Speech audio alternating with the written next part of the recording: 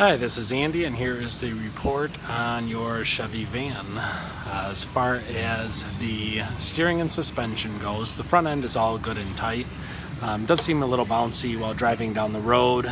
The front shocks, as you can tell, look like they're original, but they're very rusted and old. All ball joints, tie rods, everything are all good.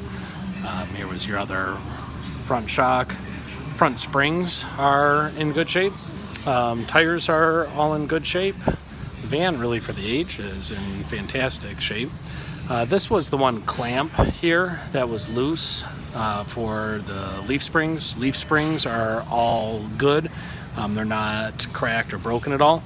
This clamp here is loose. That's just kind of how they're designed on there. They're supposed to be back. It was more way up forward here and kind of loose and rattling around.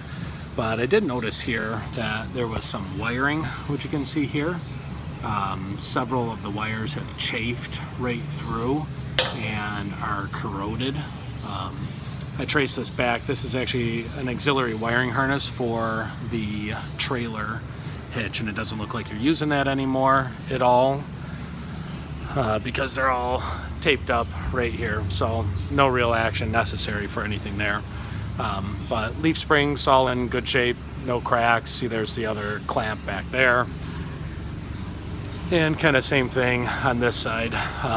Also, rear shocks are original, kind of rusty and bouncing. None of them are leaking, but just warn, I would recommend to put new ones on for ride control purposes and such.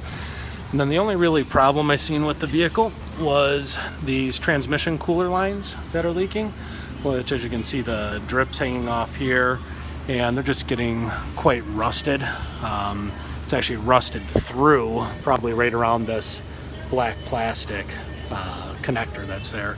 So those get replaced as a pair and go back from the transmission all the way forward. If the transmission fluid has not been serviced in the last, really at all, it's only 60,000 miles, it looks okay. But if it hasn't been serviced, I'd recommend do that at the same time. And because of the age, I would recommend, if it's never been done, to drop the transmission pan, change the filter, and then flush out the fluid.